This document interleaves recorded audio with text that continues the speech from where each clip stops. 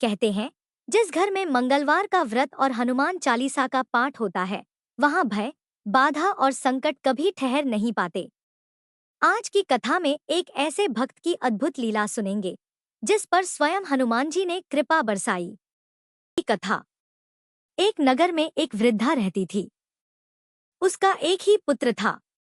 उस वृद्धा की हनुमान जी पर बहुत गहरी आस्था थी। वह हर मंगलवार का व्रत रखती थी और हनुमान जी की पूजा आराधना करती थी। एक बार हनुमान जी ने अपनी भक्तिनी उस वृद्ध महिला की श्रद्धा का परीक्षण करने का विचार किया। हनुमान जी साधु का वेश धारण कर वृद्धा के घर गए और पुकारने लगे कि है कोई हनुमान भक्त जो हमारी इच्छा पूर्ण करे। तब आवाज उस वृद्धा के कान में पड़ी।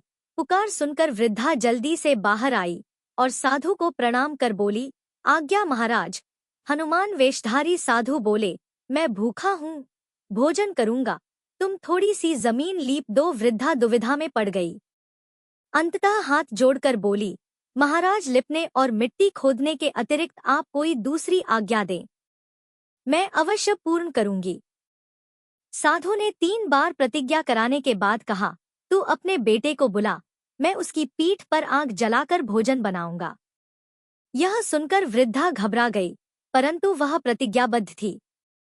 उसने अपने पुत्र को बुलाकर साधु को सौंप दिया। साधु वेशधारी हनुमान जी ने वृद्धा के हाथों से ही उसके पुत्र को पेट के बल लेटाया और उसकी पीठ पर आग लगवा दी। आग जलाकर दुखी मन से वृद्धा अपने घर में चली गई। इधर भोजन बनाकर साधु ने वृद्धा को बुलाकर कहा कि उनका भोजन बन गया है, तुम अपने पुत्र को पुकारो ताकि वह भी आकर भोग लगा ले। इस पर वृद्धा बोली, उसका नाम लेकर मुझे और कष्ट ना दें। लेकिन जब साधु महाराज नहीं माने तो वृद्धा ने अपने पुत्र को आवाज लगाई। वह अपनी माँ के पास आ गया और अपने पुत्र को जीवित देखकर वृद्धा को बहुत आश्चर्य हुआ। वह साधु के चरणों में गिर पड़ी।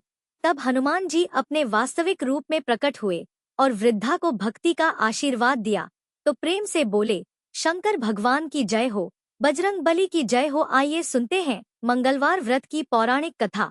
एक बार नैमिषारण्य तीर्थ में 80,000 मुनि एकत्र होकर पुराणों के ज्ञाता श्री सूत जी से पूछने लगे, हे महामुनि, आपने हमें अनेक पुराणों की कथा सुनाई है। अब कृपा करके हमें ऐसा व्रत और कथा बताएं जिसके करने से संतान की प्राप्ति हो तथा मनुष्यों को रोग, शोक, अग्नि, सर्व दुख आदि का भय दूर हो, क्योंकि कलयुग में सभी जीवों की आयु बहुत कम है। फिर इस पर उन्हें रोग चिंता के कष्ट लगे रहेंगे, तो फिर वह श्री हरि चरणों में अपना ध्यान कैसे लगा सकेंगे। श्री सूत जी बोले, हे मुनियों, आपने लोक कल्याण के लिए बहुत ही उत्तम बात पूछी है। एक बार युधिष्ठिर ने भगवान श्री कृष्ण से लोक कल्याण के लिए यही प्रश्न किया था। भगवान श्री कृष्ण और युधिष्ठिर का संवाद तुम्हारे सामने कहता हूँ, ध्यान पूर्वक सुनो। एक समय पांडवों की सभा में श्री कृष्ण जी बैठे हुए थे। तब युधिष्ठिर ने भगवान श्री कृष्ण से प्रश्न किया, हे प्रभु नंद नंद गोविंद, आपने मेरे लिए अनेकों कथाएं सुनाई है। आज आप कृपा करके ऐसा व्रत या कथा सुनाएं जिसके करने से मनुष्य को रोग, चिंता का भय समाप्त हो और उसको पुत्र की प्राप्ति हो। हे प्रभु, बिना पुत्र जीवन व्यर्थ है। पुत्र के बिना मनुष्य नरकगामी होता है। पुत्र के बिना मनुष्य पितृ ऋण से छुटकारा नहीं पा सकता और ना ही उसका पुण्यक नामक नरक से उद्धार हो सकता है। अतः पुत्रदायक व्रत बताएं। श्री कृष्ण भगवान बोले, हे राजन, मैं एक प्राचीन इतिहास सुनाता हूँ, आप उसे ध्यान पूर्वक सुनो। कुंडलपुर नामक एक नगर था। उसमें नंदा नामक एक ब्राह्मण रहता था। भगवान की कृपा से उसके पास सब कुछ था, फिर भी वह दुखी था। इसका कारण यह था कि ब्राह्मण की स्त्री सुनंदा के कोई संतान नहीं थी। सुनंदा पतिव्रता थी, भक्ति पूर्वक श्री हनुमान जी की आराधना करती थी। मंगलवार के दिन व्रत करके अंत में भोजन बनाकर हनुमान जी की आराधना करती थी। मंगलवार के दिन व्रत करके अंत में भोजन बनाकर हनुमान जी को भोग लगाने के बाद स्वयं भोजन करती थी। एक बार मंगलवार के दिन ब्राह्मणी गृह कार्य की अधिकता के कारण हनुमान जी को भोग नहीं लगा सकी। तो इस पर उसे बहुत ही दुख हुआ। उसने कुछ भी नहीं खाया और अपने मन में प्रण किया कि अब तो अगले मंगलवार को ही हनुमान जी को भोग लगाकर अन्न और जल ग्रहण करूंगी।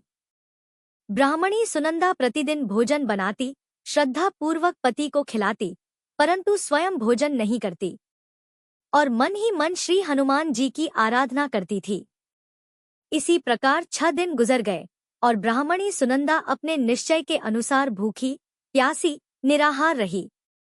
अगले मंगलवार को ब्राह्मणी सुनंदा प्रातःकाल ही बेहोश होकर गिर पड़ी। ब्राह्मणी सुनंदा की इस असीम भक्ति के प्रभाव से श्री हनुमान जी बहुत प्रसन्न हुए और प्रकट होकर बोले, सुनंदा, मैं तेरी भक्ति से बहुत प्रसन्न हूँ। तू उठ और वर मांग। सुनंदा अपने आराध्य देव श्री हनुमान जी को देखकर आनंद की अधिकता से विवल होकर श्री हनुमान जी के चरणों में गिरकर बोली, हे प्रभु, मेरी कोई संतान नहीं है, कृपा करके पुत्र और कन्या प्रदान करें। आपकी अति कृपा होगी। श्री महावीर जी बोले, तेरी इच्छा पूर्ण होगी, तेरे एक कन्या पैदा होगी, उसके अष्टांग प्रतिदिन सोना दिया करेंगे। इस प्रकार कहकर श्री महावीर जी अंतर्ध्य हो गए। ब्राह्मणी सुनंदा बहुत हर्षित हुई और समाचार अपने पति से कहा। ब्राह्मण देव कन्या का वरदान सुनकर कुछ दुखी हुए, परंतु सोना मिलने की बात सुनी तो बहुत प्रसन्न हुए। उन्होंने विचार किया कि ऐसी कन्या के साथ मेरी निर्धनता भी समाप्त हो जाएगी।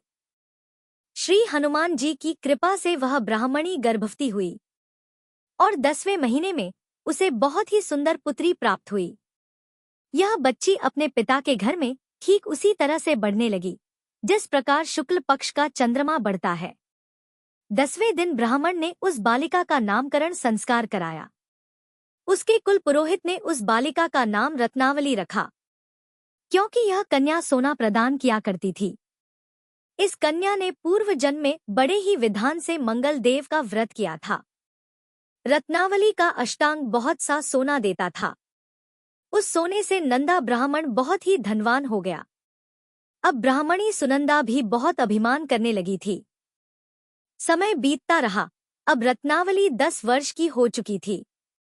एक दिन जब नंदा ब्राह्मण प्रसन्नचित्त था, तब सुनंदा ने अपने पति से कहा, मेरी पुत्री रत्नावली विवाह के योग्य हो गई है, इसलिए आप कोई सुंदर और योग्य वर देखकर विवाह कर दें।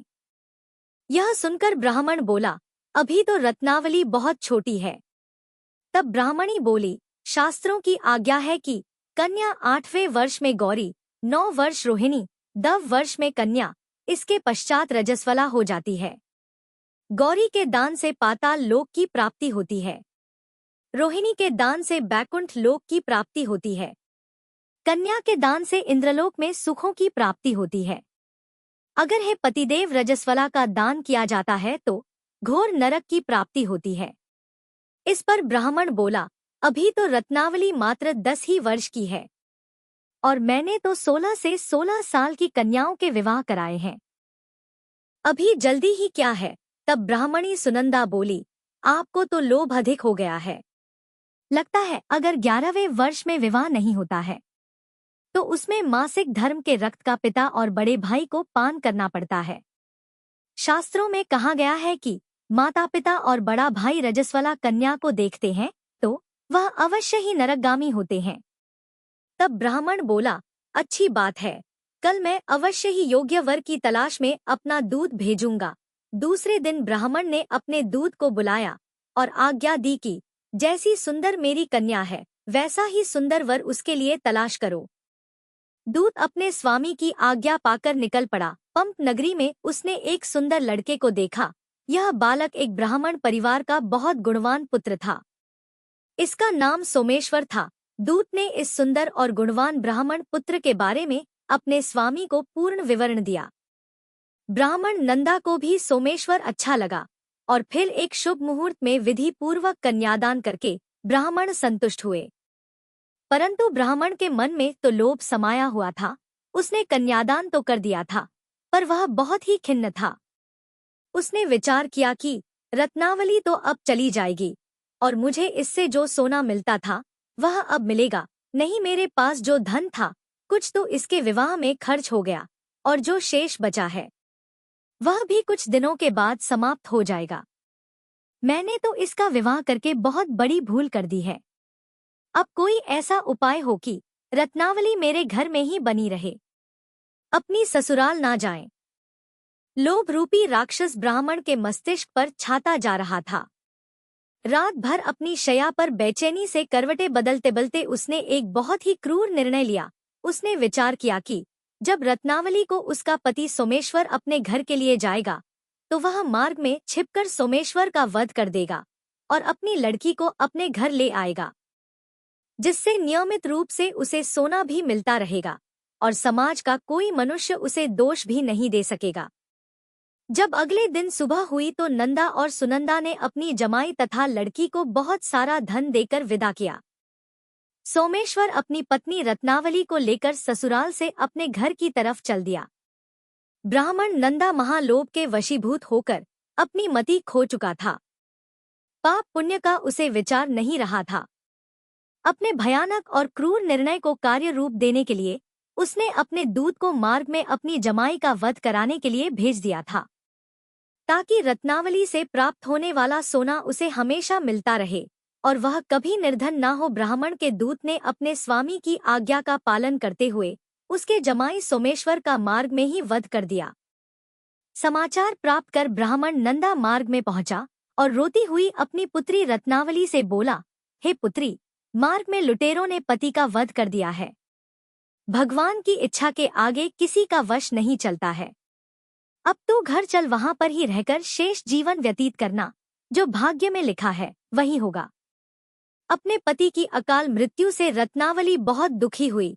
करुण क्रंदन और रुदन करती हुई अपने पिता से बोली, हे पिताजी, इस संसार में जिस स्त्री का पति नहीं है उसका जीना व्यर्थ है।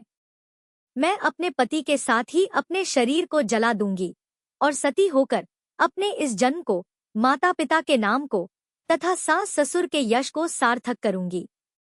ब्राह्मण नंदा अपनी पुत्री रत्नावली के वचनों को सुनकर बहुत दुखी हुआ। विचार करने लगा कि मैंने व्यर्थ ही जमाई वध का पाप अपने सिर लिया है। रत्नावली तो उसके पीछे अपने प्राण तक देने को तैयार है। मेरा तो दोनों तरफ से मरण हो गया। धन तो अब मिलेगा नहीं। जमाई वध के पाप के फल स्वरूप यम यातना भुगतनी पड़ेगी। यह सोचकर वह बहुत ही दुखी हुआ। सोमेश्वर की चिता बनाई गई। रत्नावली सती होने की इच्छा से अपने पति का सिर अपनी गोद में रखकर चिता में बैठ गई। जैसे ही सोमेश्वर की चिता को अग्नि लगाई गई, वैसे ही प्रसन्न होकर मंगल देव वहां प्रकट हुए और बोले, हे रत्नावली, मैं तेरी पति भक्ति से बहुत प्रसन्न हूँ। तू वर मांग। तब रत्नावली ने अपने पति का जीवन दान मांगा। मंगलदेव बोले, रत्नावली, तेरा पति अजर अमर है। यह महाविद्वान भी होगा और इसके अलावा तेरी जो इच्छा हो वह वर मांग। तब रत्नावली बोली, हे ग्रहों के स्वामी, यदि आप मुझ पर प्रसन्न हैं तो मुझे यह वरदान दीजिए कि जो भी मनुष्य मंगलवार के दिन प्रातःकाल लाल पुष्प, लाल चंदन से पूजा करके आपका स्मरण करेगा, उसको रोग व्याधि नहीं होगी, स्वजनों से कभी वियोग नहीं होगा, सर्प, अग्नि तथा शत्रुओं का भय नहीं रहेगा और जो स्त्री मंगलवार का व्रत करेगी वह कभी विधवा नहीं होगी। मंगलदेव ने तथास्तु कहकर अंतर्ध्य हो गए। सोमेश्वर मंगलदेव की कृपा से जीवित हो उठा। रत्नावली अपने पति को पुनः प्राप्त कर बहुत प्रसन्न हुई और मंगलदेव का व्रत प्रत्येक मंगलवार को करके व्रतराज और मंगलदेव की कृपा से इस लोक में सुख ऐश्वर्य को भोगते हुए अंत में अपने पति के साथ स्वर्ग लोक को गए। प्रेम से बोलिए, जय श्री हनुमान। आइए अब सुनते हैं श्री राम नाम की महिमा। लंकापति रावण के वध के बाद जब अयोध्यापति प्रभु श्री राम की कीर्ति दूर दूर तक फैल रही थी और वह मर्यादा पुरुषोत्तम कहलाने लगे थे, तब एक दिन महादेव शिव की इच्छा भी मर्यादा पुरुषोत्तम श्री राम से मिलने की हुई। पार्वती जी को संग लेकर महादेव जी कैलाश पर्वत से उतरकर अयोध्या नगरी के रास्ते पर चल पड़े। भगवान शिव और मां पार्वती को अयोध्या आया देखकर राम जी बहुत खुश हुए। माता जानकी ने उनका उचित आदर सत्कार किया और स्वयं भोजन बनाने के लिए रसोई में चली गई। इस बीच भगवान शिव ने श्री राम जी से पूछा, आपके सेवक हनुमान जी दिखाई नहीं दे रहे हैं। तब श्री राम बोले, वे बगीचे में हैं। शिव जी ने श्री राम जी से बगीचे में जाने की अनुमति मांगी और पार्वती जी का हाथ थामकर बगीचे में आ गए। बगीचे की खूबसूरती देखकर उनका मन मोहित हो गया। आम के एक घने वृक्ष के नीचे हनुमान जी दीन दुनिया से बेखबर गहरी नींद में सोए हुए थे और एक लय में खर्राटों से राम नाम की ध्वनि उठ रही थी। चकित होकर शिवजी और माता पार्वती एक दूसरे की ओर देखने लगी।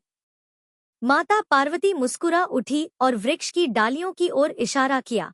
राम नाम सुनकर पेड़ की डालियां भी झूमने लगी थी और इनके बीच से भी राम नाम उच्चारित हो रहा था। शिवजी इस राम नाम की धुन में मस्त मगन होकर खुद भी राम राम कहकर नाचने लगे। माता पार्वती जी ने भी अपने पति का अनुसरण किया और अपने कोमल पैर थिरकाने लगी। शिवजी और माता पार्वती जी के नृत्य से ऐसी झनकार उठी कि स्वर्ग लोक के देवता गण भी आकर्षित होकर बगीचे में आ गए और राम नाम की धुन में सभी मस्त हो गए। माता जानकी भोजन तैयार करके प्रतीक्षा कर रही थी, परंतु संध्या गिरने पर भी अतिथि नहीं पधारे। तब अपने देवर लक्ष्मण जी को बगीचे में भेजा। लक्ष्मण जी तो स्वयं को श्री राम का सेवक ही मानते थे, इसलिए बगीचे में आकर जब उन्होंने धरती पर स्वर्ग का नजारा देखा तो स्वयं भी राम नाम की धुन में झूम उठे। महल में माता जानकी जी परेशान हो रही थी कि अभी तक भोजन ग्रहण करने कोई भी क्यों नहीं आया। उन्होंने श्री राम जी से कहा, भोजन ठंडा हो रहा है, चलिए हम ही जाकर बगीचे में से सभी को ले आए। तब जब राम जी बगीचे में गए तो वहां राम नाम की धूम मची हुई थी। हनुमान जी गहरी नींद में सोए हुए थे और उनके खर्राटों से अभी तक राम नाम ही निकल रहा था। श्री राम भाव विह्वल हो उठे। राम जी ने हनुमान जी को नींद से जगाया और प्रेम से उनकी तरफ निहारने लगे। हनुमान जी प्रभु को आया देखकर शीघ्रता से उठकर खड़े हो गए। नृत्य की सभा भंग हो गई। शिव जी खुले कंठ से हनुमान जी की राम भक्ति की सराहना करने लगे। हनुमान जी सकुचाए, लेकिन मन ही मन खुश हो रहे थे। श्री सियाराम ने भोजन करने का आग्रह भगवान शिव जी से किया। सभी लोग महल में भोजन करने के लिए चल पड़े। माता जानकी जी भोजन परोसने लगी। हनुमान जी को भी श्री राम जी ने पंक्ति में बैठने का आदेश दिया। हनुमान जी बैठ तो गए, परंतु आदत ऐसी थी कि राम जी के भोजन परोसने के उपरांत ही सभी लोग भोजन करते थे। आज श्री राम के आदेश से पहले भोजन करना पड़ रहा था। माता जानकी हनुमान जी को भोजन परोसती जा रही थी, परंतु हनुमान जी का पेट ही नहीं भर रहा था। सीता जी कुछ समय तक तो उन्हें भोजन परोसती रही, फिर समझ गई कि इस तरह से तो हनुमान जी का पेट नहीं भरेगा। उन्होंने तुलसी के एक पत्ते पर राम नाम लिखा और भोजन के साथ हनुमान जी को परोस दिया। तुलसी पत्र खाते ही हनुमान जी को संतुष्टि मिली और वह भोजन खाकर उठकर खड़े हो गए। भगवान शिव शंकर ने प्रसन्न होकर हनुमान जी को आशीर्वाद दिया कि आपकी राम भक्ति युगों युगों तक याद की जाएगी और आप संकट मोचन के नाम से जाने जाएंगे। जय बजरंगबली। आज की कथा यहीं पूर्ण होती है। हनुमान जी की असीम कृपा आप सभी पर बनी रहे। अगले अध्याय में फिर मिलेंगे। वीडियो को लाइक, सब्सक्राइब और शेयर करना न भूलें।